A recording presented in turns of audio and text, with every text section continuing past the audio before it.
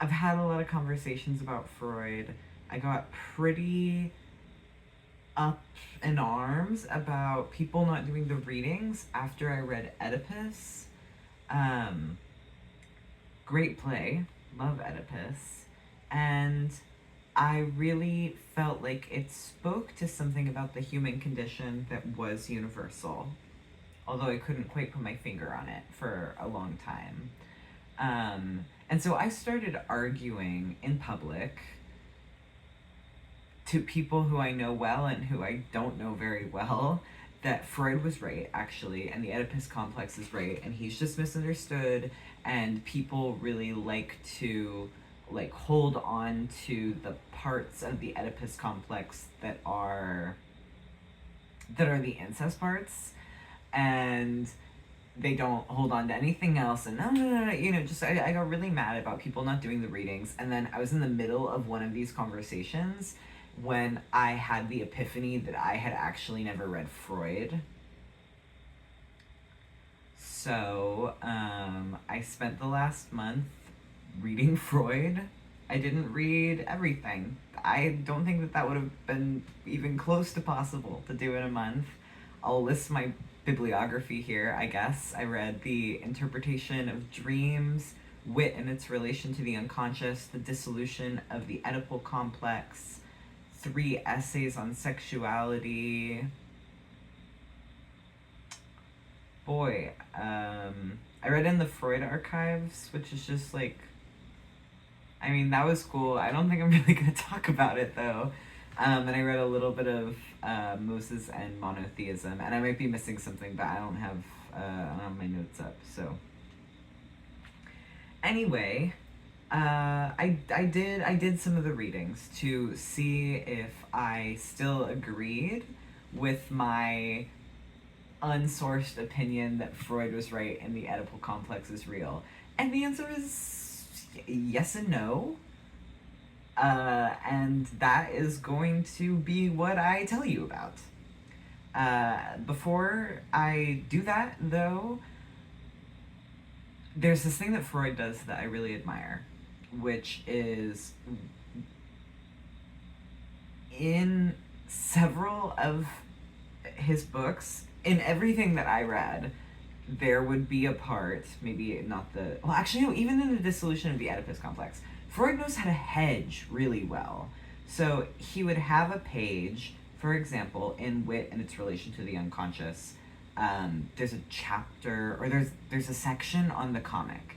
And before he talks about the comic, he says, hey, we're here right now, so we have to talk about this, but also I'm not a comic scholar. I haven't been putting in the brain power on this. This should really be taken with a grain of salt because I might not be your guy. And then, like a page later, he'll be like, this must be true. So this is me saying, it's a lot of reading out there for you guys to do. And you're gonna love it. You're gonna love it. Freud's so readable. Or don't read him. But don't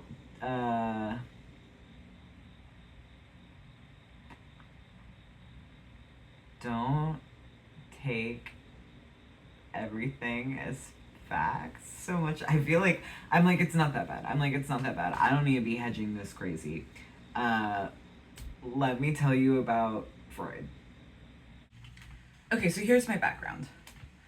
Freud is a late 19th century, early 20th century neurologist and the founder of psychoanalysis.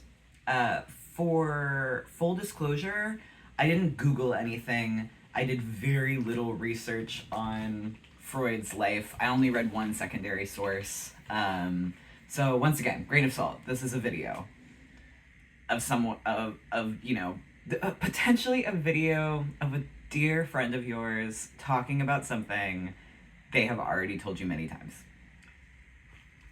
I'll try and keep my hedging out of this.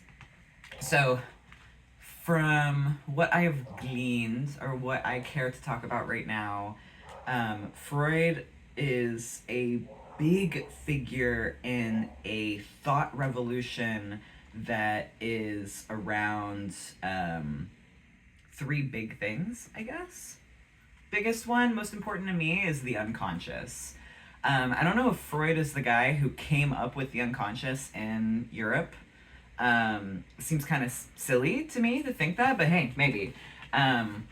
But pre Freud, or I guess like the climate, the atmosphere that Freud was in, people thought that our problems, our lives, our reactions are all caused by concrete things that happened.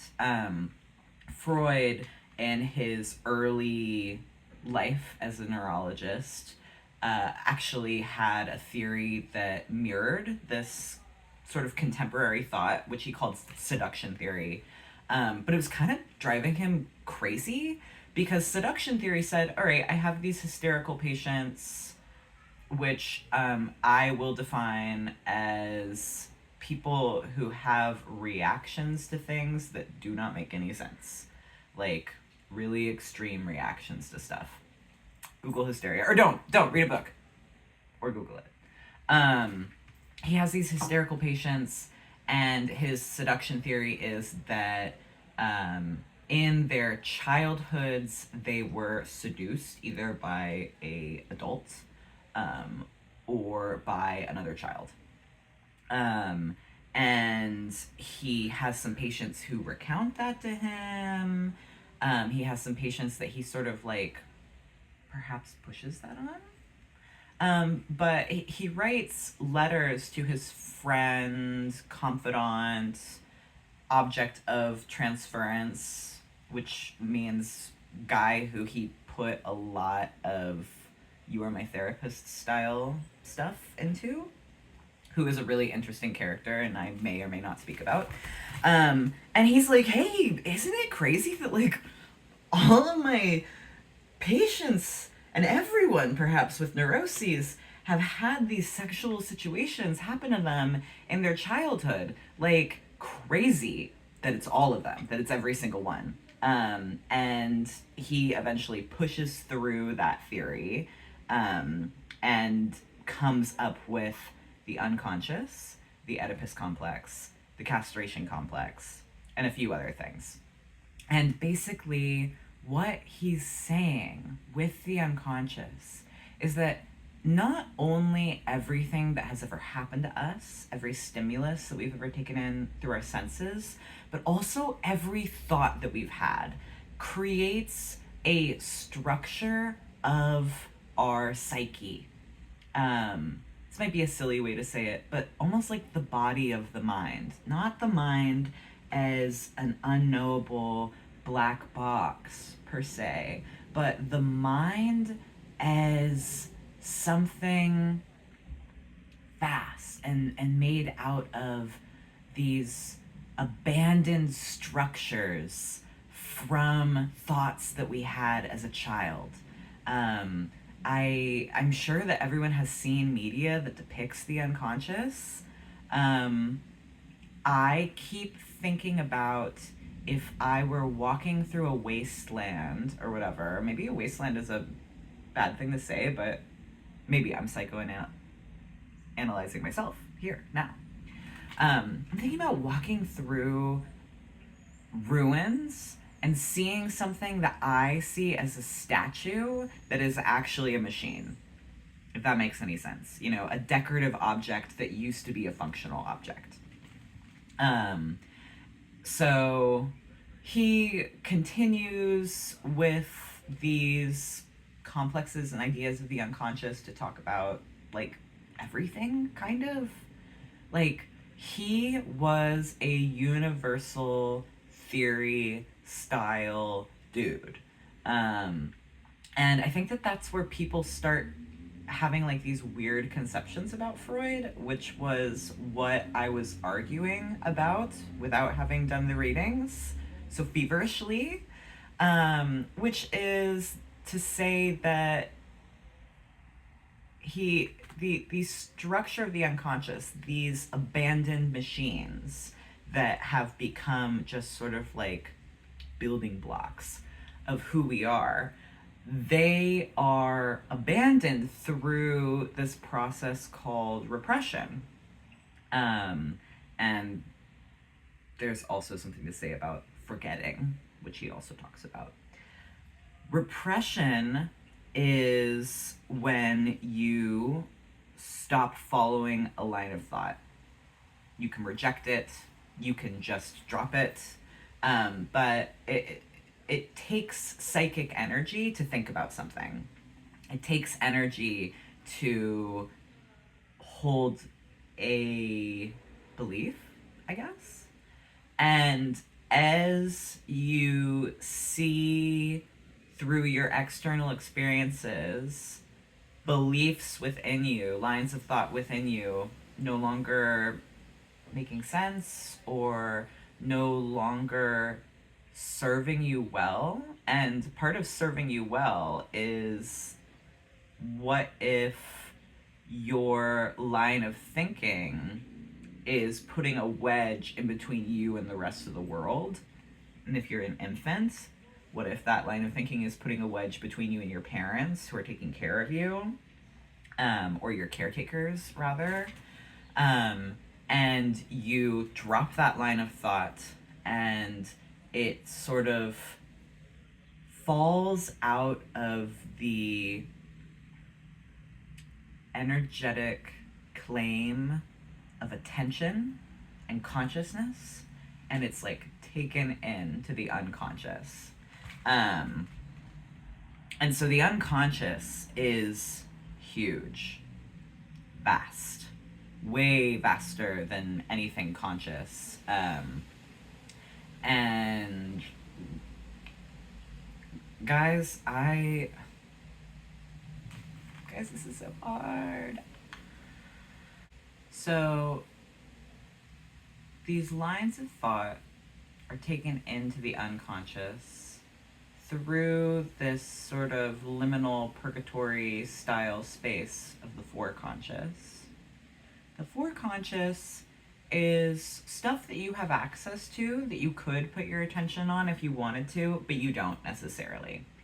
So stuff that you saw throughout the day, maybe if you read a book or something, the stuff that you read, pictures you saw, things that you watched nowadays, conversations you had, stuff that you overheard, passing thoughts, just sort of all the external sensory and psychic stimulus that you're having from a day, and then like letting go of. And he talks about this a lot in his interpretation of dreams, and I think maybe describing the dream formation process would be a helpful way to understand the foreconscious.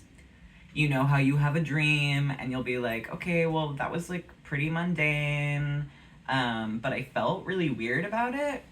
Or that was pretty extreme, but I felt really neutral about it.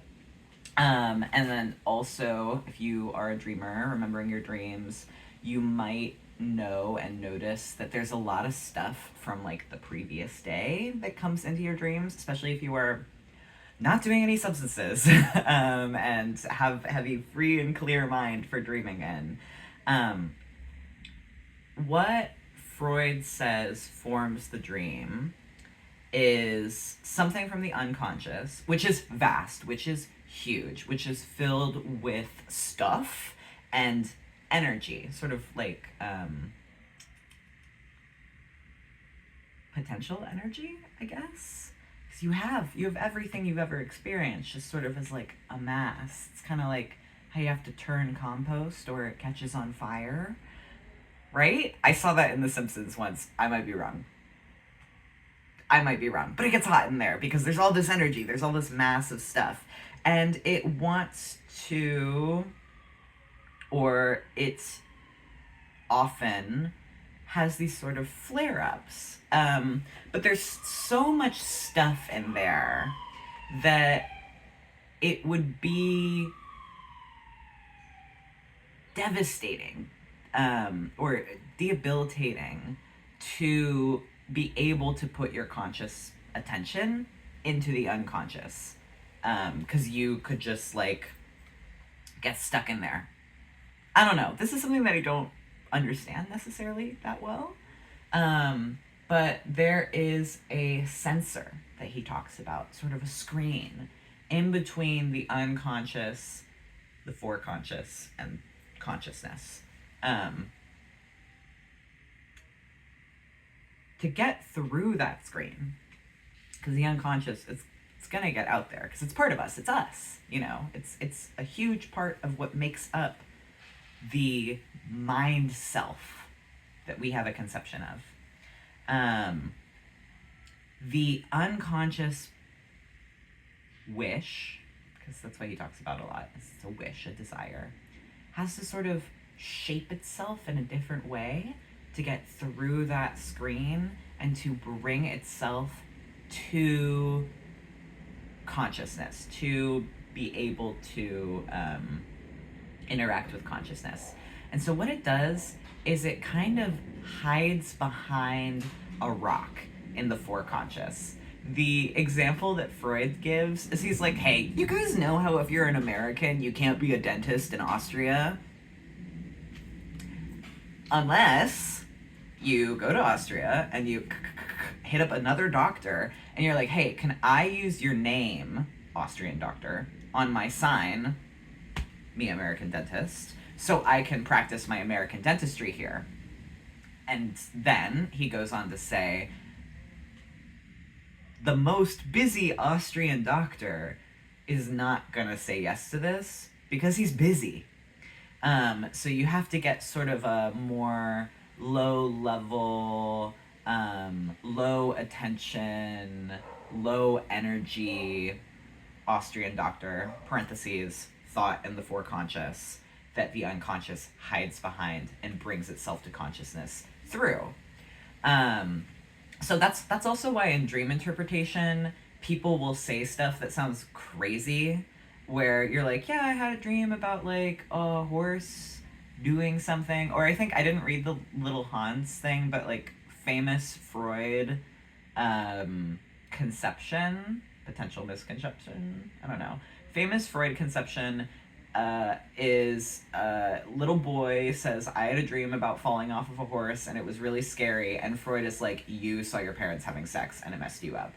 And like that just doesn't, without this concept of the unconscious and the foreconscious and transference of unconscious energy into this sort of mundane foreconscious thing. I saw a horse the other day and the horse was like a little scary to me because I'm like a little boy, and in my infancy I saw my parents having sex and that was really weird because I don't know what sex is, and so it kind of seems violent and scary. And I had to repress that because I couldn't put it anywhere. I had nothing to do with that. And so later when I'm dreaming, that repressed thought, which is so sort of, I guess, important to me, that's not exactly the right way to say it, but that repressed thought comes and hides behind this horse that I saw, and then I have a scary dream about a horse or whatever. My notes just turned off. I'm trying not to use them for real, guys, but like, this is hard.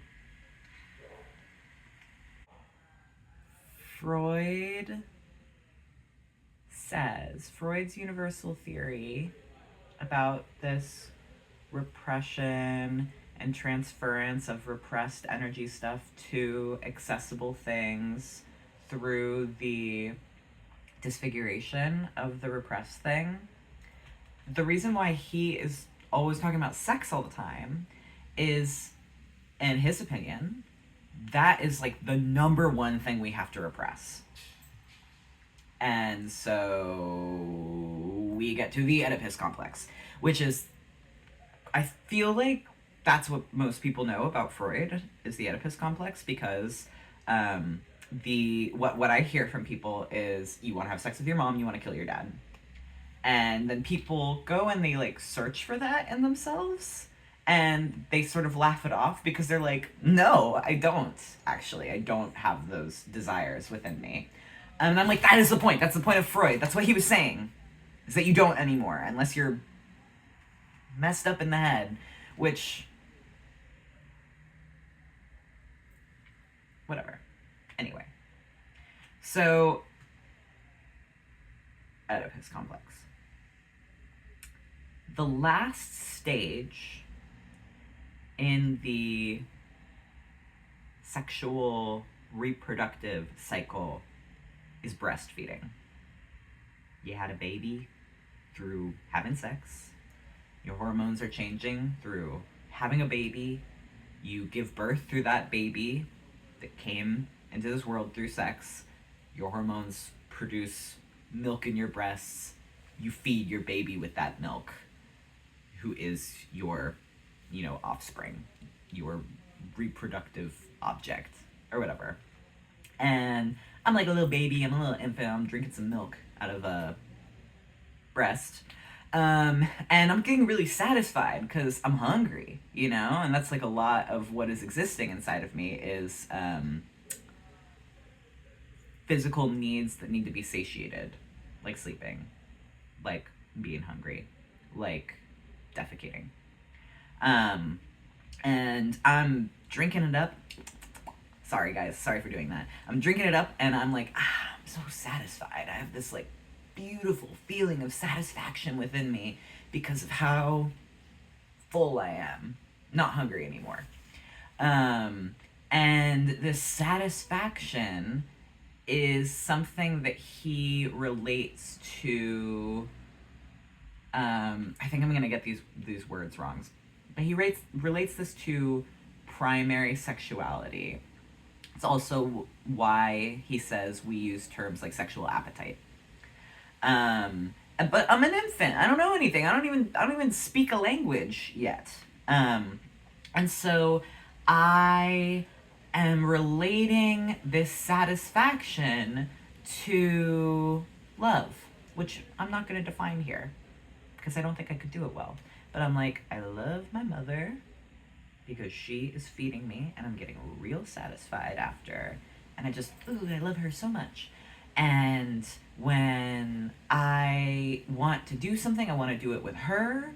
And, my dad's going to go sleep with her now in bed. I don't know what they're doing, but, they go and they sleep in the bed together. And, I want to sleep in the bed with her. I want to be with her. I want to be doing what my dad is doing. And at the same time, you also have a conception of death when you are really young that is not the adult's conception of death. When he talks about it, the example that he gives is a little boy who says something like, I know daddy is dead, but I don't understand why he doesn't come back for dinner, because he postulates. When you are a little child, you think that death and going away for a long time are the same thing. You understand that person is not here, but you don't understand that this person is not on this mortal coil. And so you're like, okay, I want to sleep in bed with mommy, who I love. That's what dad, E, is doing right now. So I wish he was dead. I wish he was dead so I could be with mommy more because I love her. And then you have the Oedipus complex, but it's founded in all of these sort of misgivings about life. It is founded in an idea of sex that is wrapped up in the satiation of hunger, and a idea of death that is just like, you're not there anymore. So then it gets kind of weird, I guess, because he starts talking about the castration complex, and also you may have realized that if you're talking about replacing your father, one, that's giving man vibe. Not always. It's giving man vibe. Two, what if you didn't really like your mom like that? And also, there's a lot of other stuff to go into. What if you weren't breastfed? Or you weren't breastfed for very long, or blah, blah, blah, whatever. The Oedipus complex has its issues, which I think, really come to light with the castration complex, because he's like, all right, Oedipus Complex is the first psychic battle that we ever go through to create the healthy psyche of an adult. So, as the baby is sort of realizing who the breast belongs to, which is like beginning, I guess, of the realization of incest, and he talks about it as like the deterrent to incest. The baby is also aware of their own genitals. And so he's like, look, you've got this universal bisexuality of being a baby, because babies famously don't know what a vagina is, I guess. And you have the clitoris and you have the penis, and they kind of look like pretty similar at that time period. You know, one is bigger, one is smaller, but still, you know, it's an extruding genital, and also no one's growing breasts yet. So I'm a little baby, I'm fully naked, I'm with all these other little babies, and I'm like, yeah, you got like nipples, you got whatever that is, and like me too, I've also got that, and like we're just like kind of the same. But because of that difference in size between the clitoris and the penis, Freud is like, well, the baby boy thinks that if he's bad, and badness can involve, I need to get rid of my dad, then the dad is gonna cut his penis off. He's gonna castrate him. And the baby's like, okay, well, I'm gonna take all this sexual energy and I'm gonna move it somewhere else. I'm gonna do like early style repression, where I'm like, either sex is bad, and I'm gonna like put my libidinal sexual energy into like morality and repression as we know it, as like people will be like, oh, Catholic repression or whatever. Or maybe I'm going to put my libidinal energy into a different way to win the love of my parents. So like I drew them a little drawing and they were like, wow, I love this drawing. And I'm like, okay, I'm gonna put my energy now into doing art. And I wonder if I wrote down what that is called. Nope. So, the baby is able to overcome and dissolve, because you can't destroy anything in the unconscious. I don't know if I said that or not, but like everything is there. You cannot destroy it, but you can sort of break down the Oedipus complex into the parts that make it up and no longer have the complex, I guess. I can't think of a good metaphor off the top of my head. But I'm gonna say one anyway. I feel like it's sort of like you have lines of code. No, guys, no, we're not doing it. If you don't get it, that's great. It just means I'm not explaining it well, and that's fine. This is not an explainer episode of Vox. Does Vox do explainer? Doesn't matter. This doesn't matter. That's not what this is. The Oedipus complex and castration complex kind of breaks down when he starts talking about women. And I think in his essay, The Dissolution of the Oedipus Complex, he actually says, when he's like, okay, we need to talk about like the female child now. At this point, our material, for some incomprehensible reason, becomes far more obscure and full of gaps. And then he's like, boo, civil rights for women are like kind of dumb, because actually there's this anatomical difference that they're not paying attention to. And, you know, the castration complex doesn't really work on women because they're like female children, because they're like, oh, well, looks like I've already been castrated and I'm angry. Penis envy, classic Freud thing. I'm like, oh, I wish that I had a penis because it was cut off, but I don't remember it. In the same way that like male children will look at female children in Freud's view and will be like, oh my god, there is no penis there. That is a being that has been castrated, and that could happen to me. But he's like, yeah, you know, the female Oedipus complex is probably just like, it's just like a lot chiller or whatever. And it's more like, oh, I want to replace my mom and I want my dad to give me the gift of a baby, or like I am giving my father the gift of a baby. And to that I say, we're talking about late 19th century, early 20th century Austria, right? And we're also talking about people who can afford psychoanalysis, which is expensive. And a lot of these people, well, okay, some of these people he's seeing every single day or like 5 days a week. We're talking about a really specific class in a specific time, in a specific place. And so I can't really comment on this part of the Oedipus complex, the female side of the Oedipus complex, as coherently as I might like to, because I'm like, bruh, you're just talking about a totally different kind of person.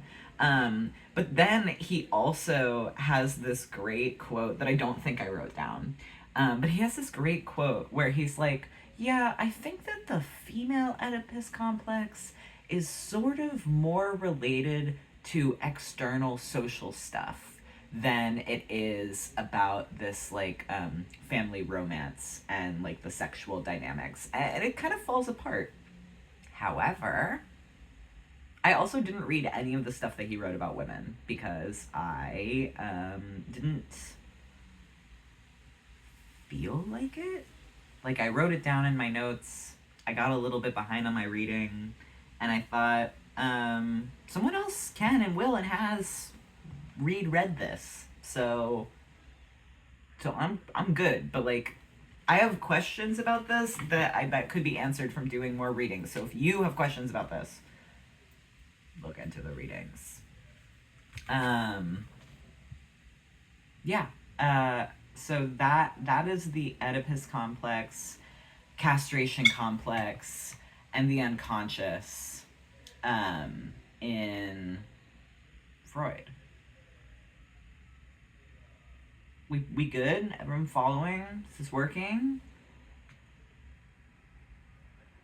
Okay. I think the Oedipus complex is real but different. I'm saying that a little bit to be sensational, but kind of not.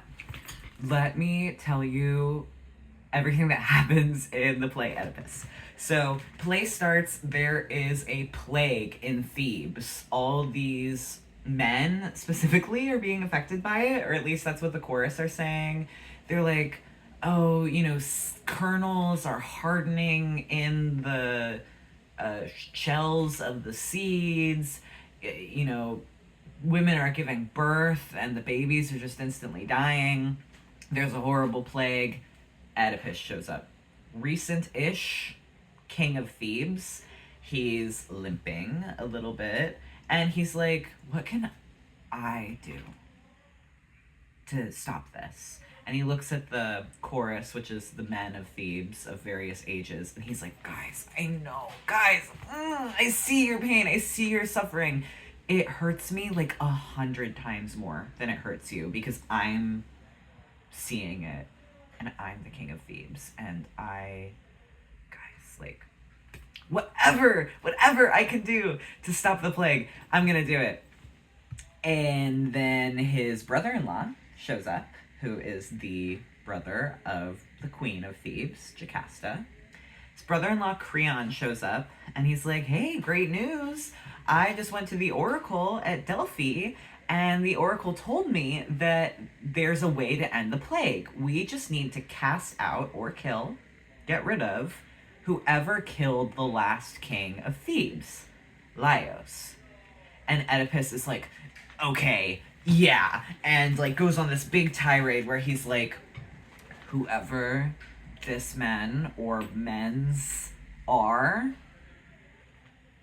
do not eat with them, do not bring them to your altar, they can't make sacrifices with you, they can't chill with you, don't speak to them, excommunicate, get rid of, like, curses on them, curses on their families. I'm gonna get them. I'm gonna get these guys like they killed my own father.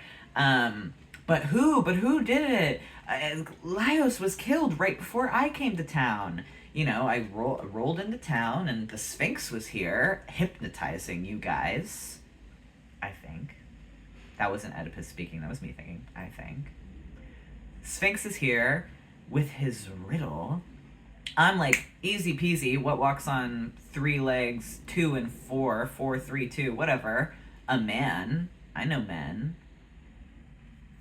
Freed you guys from the hypnotic gaze of the Sphinx. Now I'm the king of Thebes. So, like, what happened to that other king of Thebes beforehand? So he starts asking around, and people seem to not, like, super know. And then he's like, well, why didn't you just, like, why don't we just ask the oracle at Delphi? Because, like, the oracle sees everything. He's Apollo's guy. And he says that, and the oracle just, like, shows up immediately, whose name I have trouble pronouncing, but I think is Tiresias.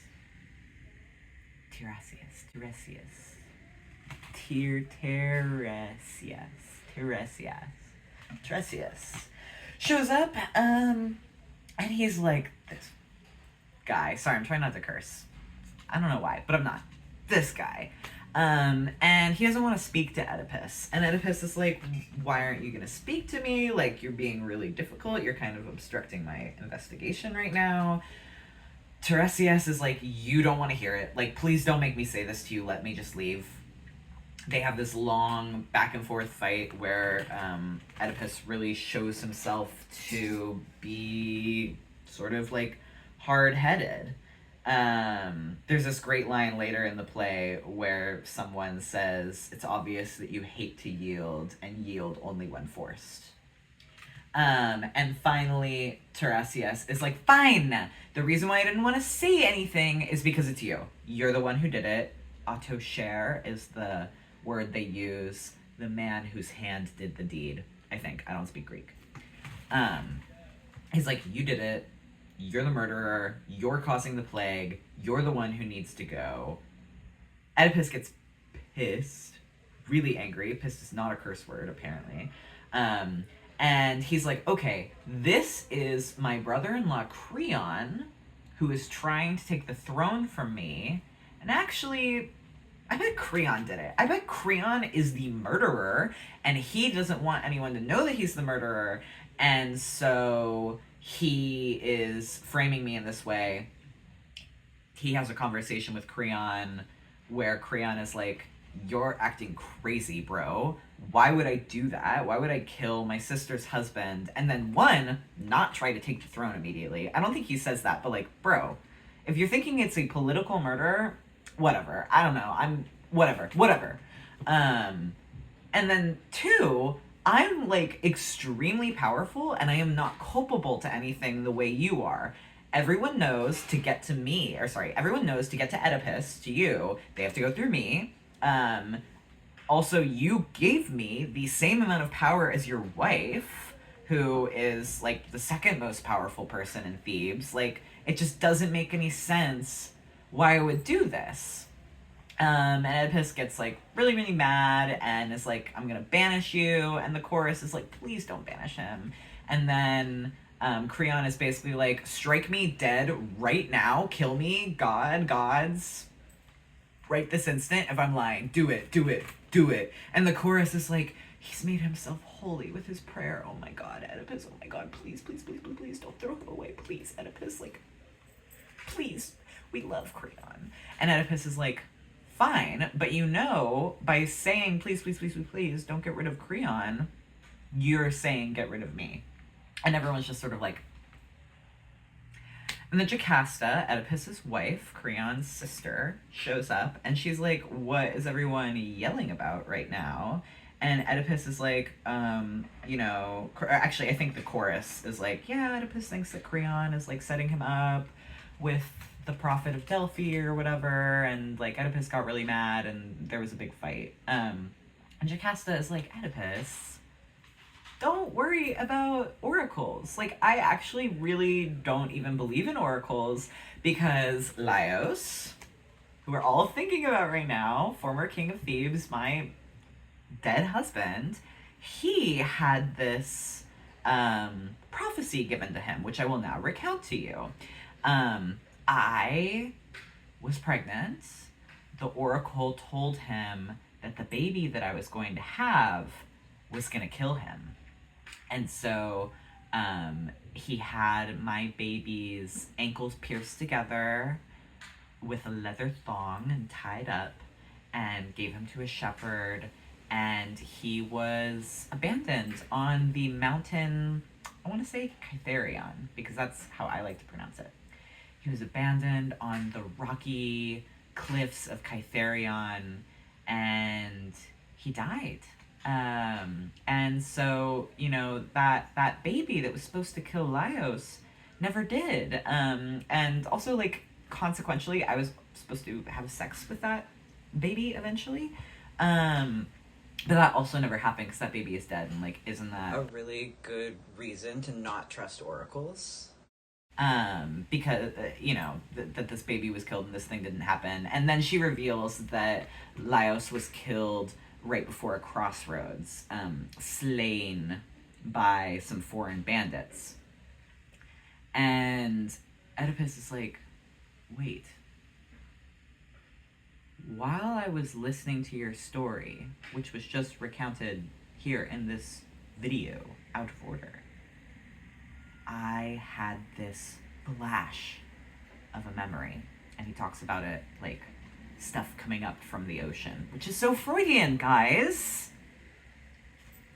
He's like, I have this flash of a memory.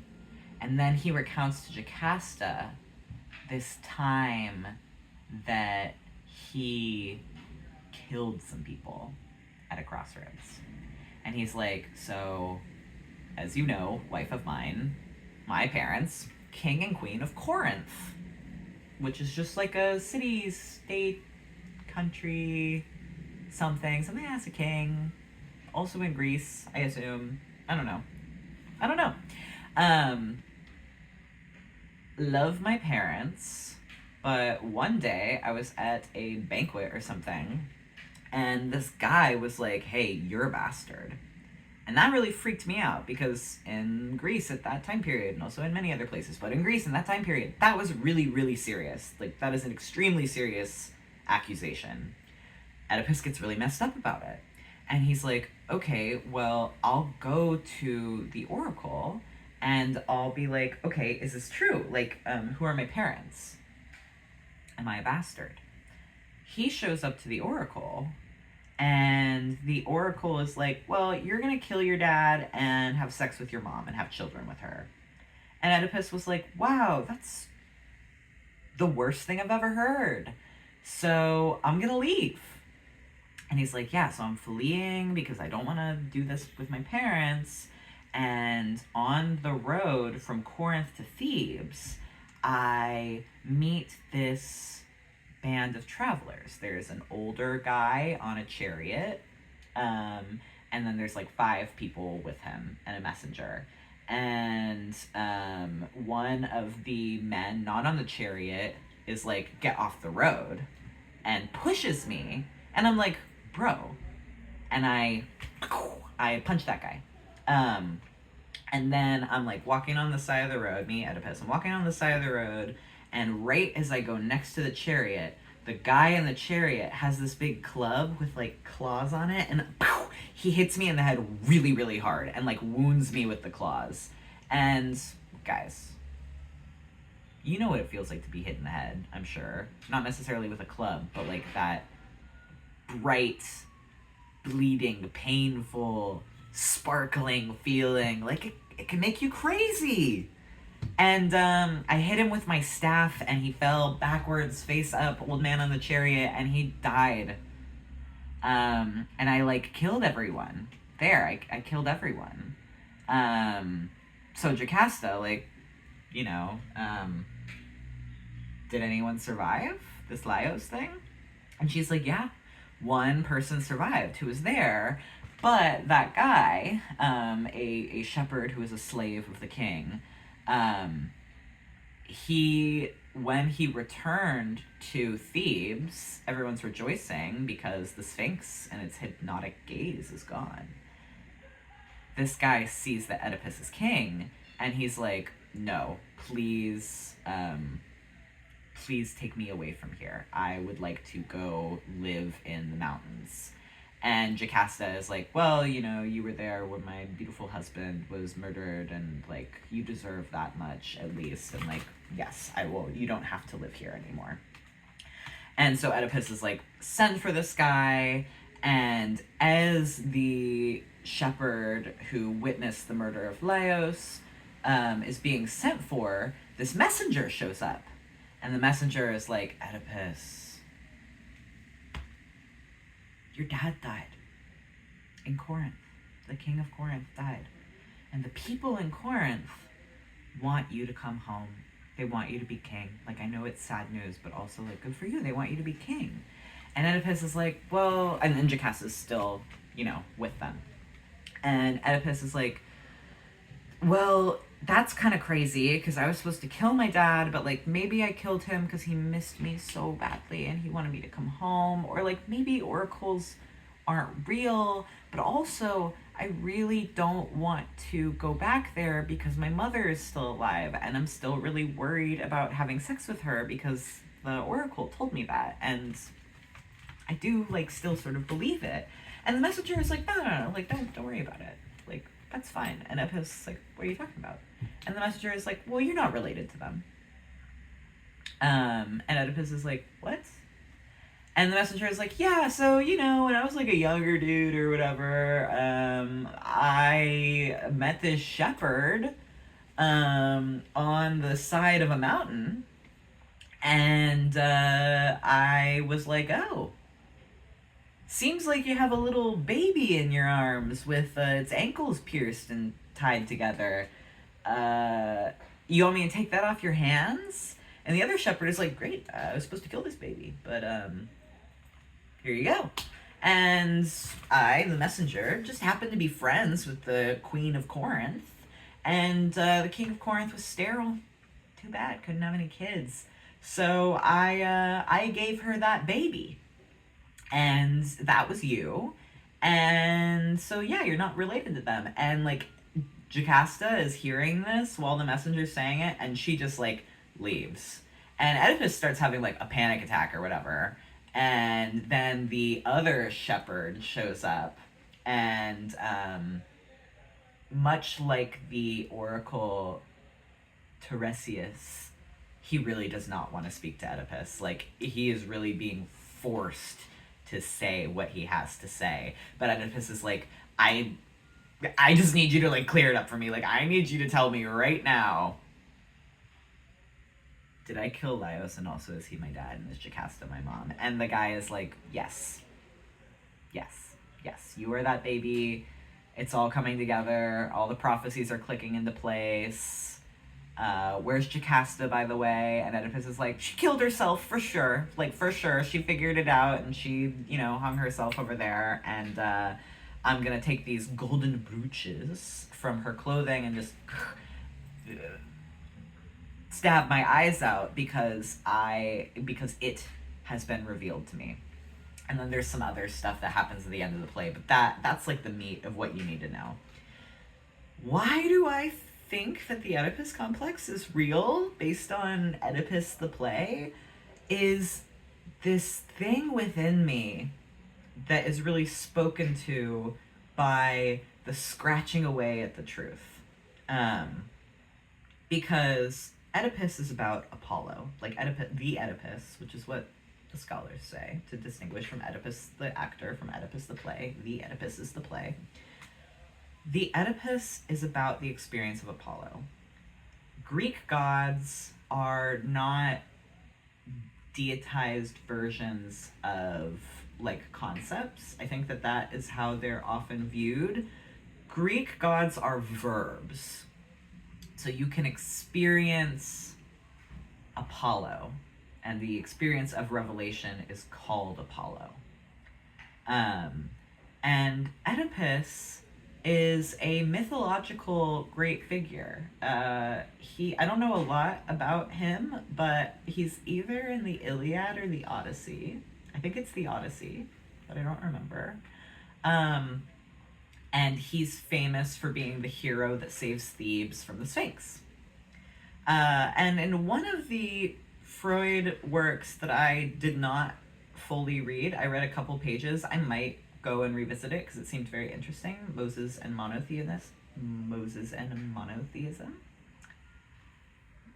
Freud describes something that he calls the average or common myth. I think it's common myth. And that common myth is shared by all these different great men of history, which he includes Oedipus and Moses. And it's like man who is born to noble birth, or baby who's born to noble birth, but then is given up for some reason and is taken in by another family of noble birth, from kingdom to kingdom, and grows up with this sort of like mystery about his life. And I didn't read any more of that book, so I'm not going to speak anymore on that. But I think the point is, if you have a mythologically consequential person, every part of that life has to be consequential. So if you are a truly great man, your childhood isn't going to be something mundane. It's going to be something kind of crazy. And Oedipus has this view of himself as a great man throughout the play. From the very beginning, he's like, me. Who is going to do this thing? It is me, because I am the only one who can do it, because I am the man. I am the guy. I am the man.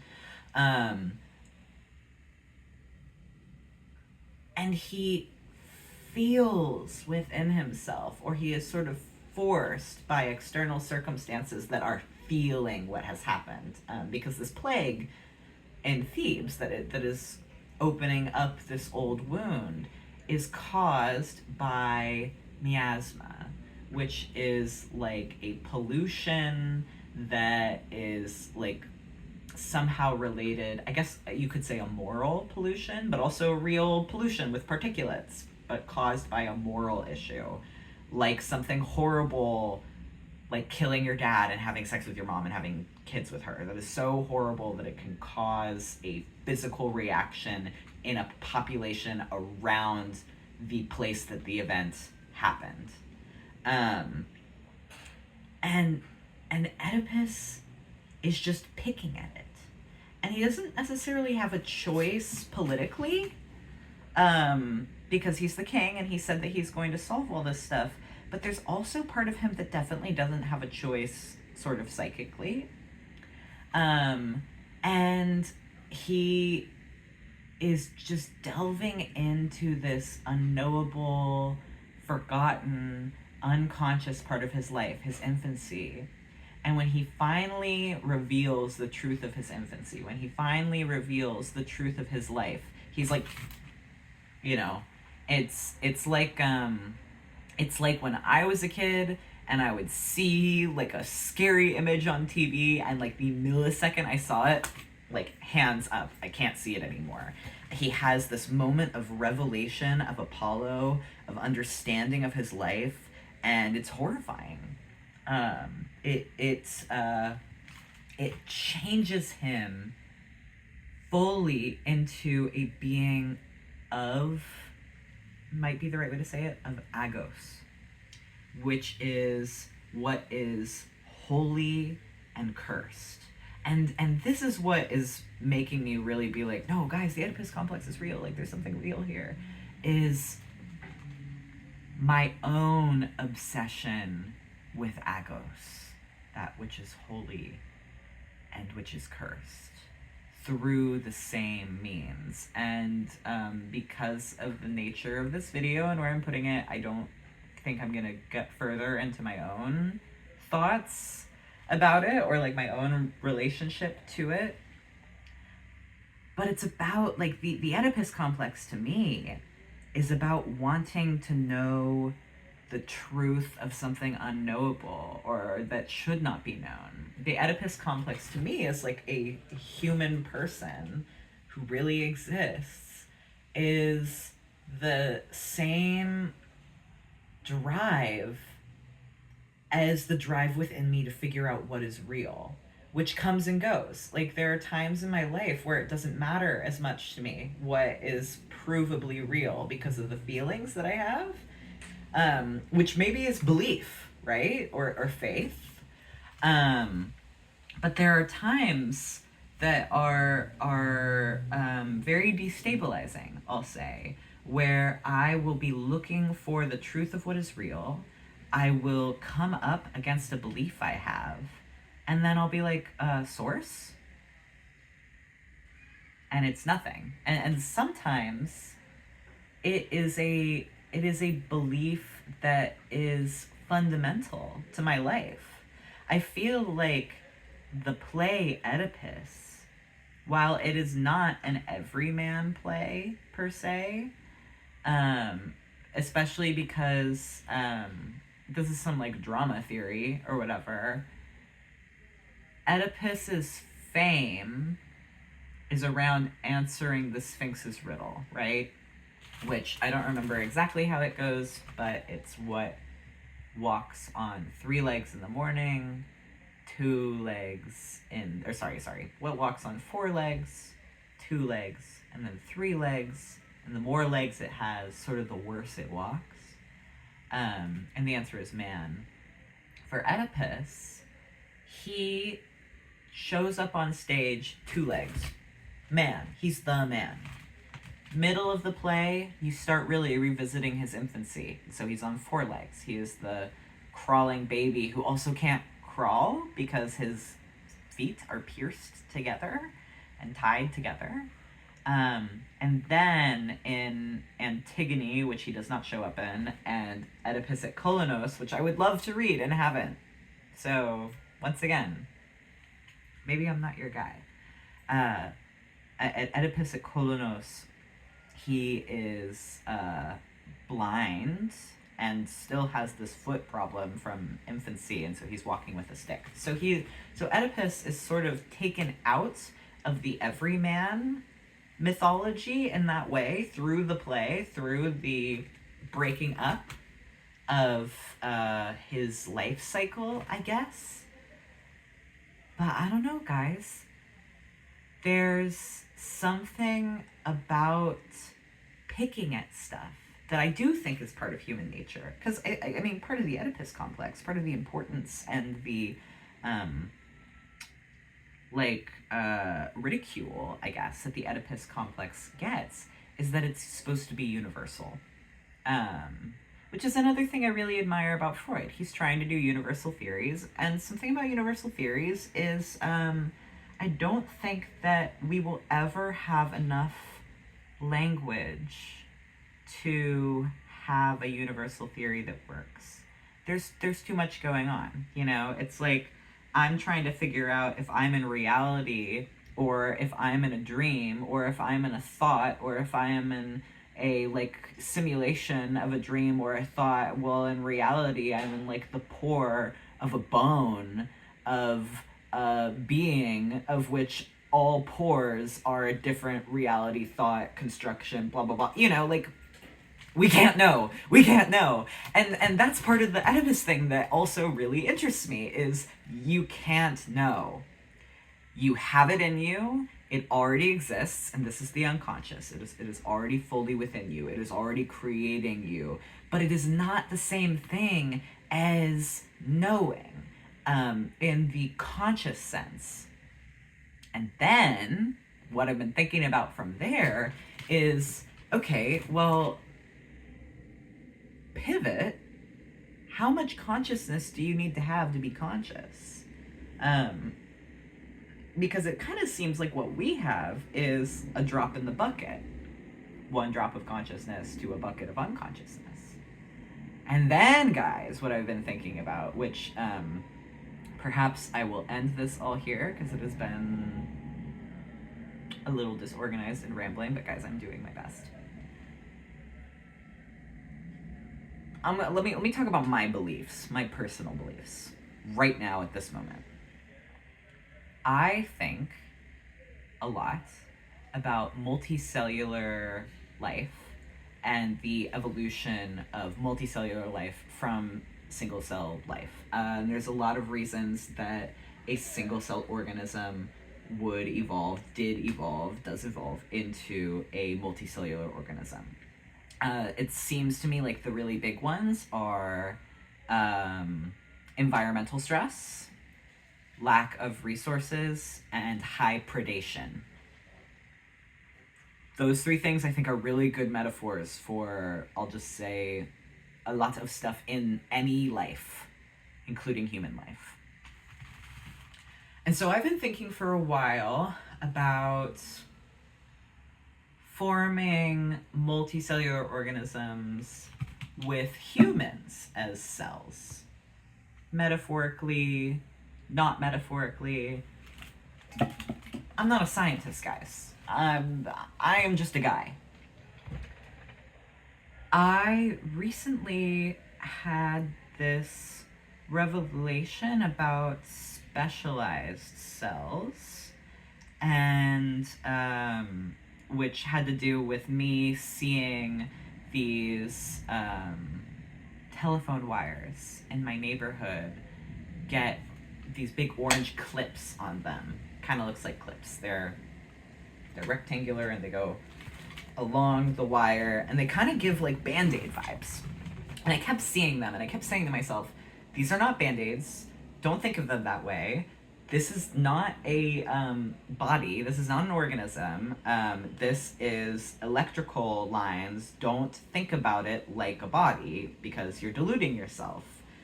I.e., these wires are not going to heal themselves under the Band-Aids the way my body would heal itself under a Band-Aid. But then I was like, okay, and correct me if I am wrong. If I get a bruise, if I burst a vein because I get hit really hard, that might not be the best way to say it, because you don't put like a Band-Aid on a bruise, but like, whatever. The body does something, right? It has like blood clots that congeal and stops the bleeding from happening. But also, is it the cells of a vein that stick themselves back together?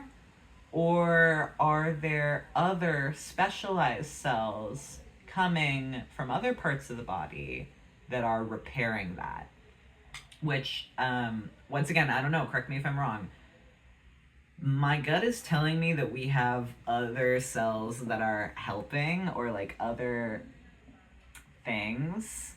Not necessarily a cell, but like stuff that is not the thing that makes up the walls of a vein are coming in to fix the vein. And then I was like, wait, isn't that like what linemen do? And then I was just like, wow, I think maybe we are already living in an organism. It would make sense to me. I mean, thinking about houses and all of the systems within them for maintaining our own lives and the lives of our communities and blah, blah, blah, blah, blah, blah, blah, blah, blah. I think that we are in an unconscious organism right now.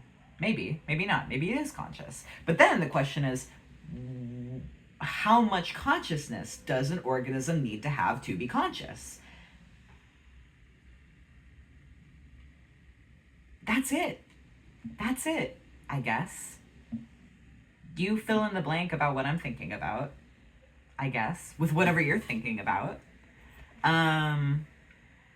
Honestly, there may have been a lot more that I needed to say here, and there's a lot more that I could say about Freud and didn't talk about. But this is the first time I've done something like this. And so I think I just need to be okay with the amount that I have now. And I hope that it's really good and you like it. And this is not just the same as every conversation you've had with me over the last, 2 months. If it is, the good news is now I can read my other books again. And so I will be talking about other things in person. Hopefully string theory. That's it. Hello from the future. I was just editing the other stuff that I made, and I realized I never actually said my sort of conclusion about the Oedipus Complex itself. So I'll do that right now. I think that the Oedipus complex, as Freud describes it, does actually have some meat to it. However, I feel like the sort of stress is on the wrong points, which is why he runs into so much trouble when he starts talking about the female Oedipus complex. And like, I'm not going to do a gender dissertation right now. But I think that I do think there is a universal theory that is described really well about Oedipus, but I think the key to it is not these desires and wishes, infant wishes to kill your father, which you don't know what that means, and have sex with your mother, which you don't know what that means, but instead has more to do about gaining knowledge and how we gain knowledge and how we form the self through the interpretation of that knowledge. So Freud has this other thing he talks about, which is imitation. I think he calls it something slightly different, or it has another word on it too, besides imitation. But basically, what he's saying is, as you watch someone or something and understand it, you are also sort of imitating it in your mind. And when you're a little baby, you don't have this library of imitations to call upon. So, if I see someone running right now as an adult, I know what that feels like because I've run before so many times. Not to brag, guys. That I know what it feels like to hit my foot onto the ground. I have the pro sense of my body in space. I know what it feels like in my lungs. I know what it feels like in my legs. If I am a little child, maybe not an infant, but old enough to run, if I see someone running, to understand running, I must run. Just because I don't have that experience banked within me already. So I think that the Oedipus complex, through the lens of Oedipus the play, which, as I said, is about Apollo, revelation, understanding, and sort of picking at things to try and find the truth of stuff. It's more about these really mysterious and to put myself at risk of sounding woo-woo after all the other stuff I said, to put myself at risk of sounding woo-woo, it's like a high energy mysterious state, sex and death, you know. You as a child want to figure out what these things are too, because they're also baked into you. You are the end of sex. You can also be the middle of sex if you want to, but like, you were born. You are the end of sexual reproduction. You will die because you have a body, and that's what you are. That is what is written into your fate from the moment of your conception, even. And so the Oedipus complex is about how we try to find out the truth of these mysteries as infants, which Freud does talk about. He does talk about the searching for the mystery of sex. And like, we live in a totally different world from Freud. Something that he talks about, that I'm not sure if I'm picking this up incorrectly, but he seems to be intimating that a lot of people, a lot of families, all slept in the same room. So your parents having sex are going to be having sex right next to you, hoping that you're asleep. I could be wrong, but hey, wouldn't that make sense for some of the stuff that Freud says, guys, if that was true? And then also, Freud died in 1939. 2 wars happen in Europe while he's there.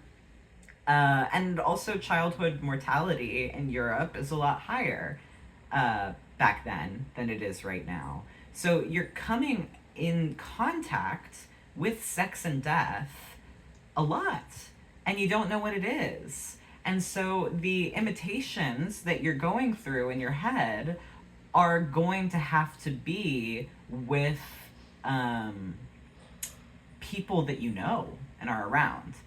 And as I said earlier, the end of the reproductive cycle being breastfeeding, it makes sense that you would put your mom for some in one of those scenarios and your dad into the other. Once again, I'm not doing a gender. Keep wanting to say orientation, probably because that is a phrase that exists. I don't want to do a gender thing right here, right now. This is just the end of what I am thinking about, which is the Oedipus Complex is real, but it's actually more about Apollo, and it's actually more about knowledge and like describing sort of the most sensational aspect of the mechanism that, for example, taught me English. Or taught is not necessarily the right word. The mechanism by which I now speak and have language, as well as have a conception of foreground and background, and the ability to recognize, like the ability that I have to recognize that there's a camera that I'm looking into, and there's like a specific point that I should look at to be looking into the camera. Does that make sense? Bye.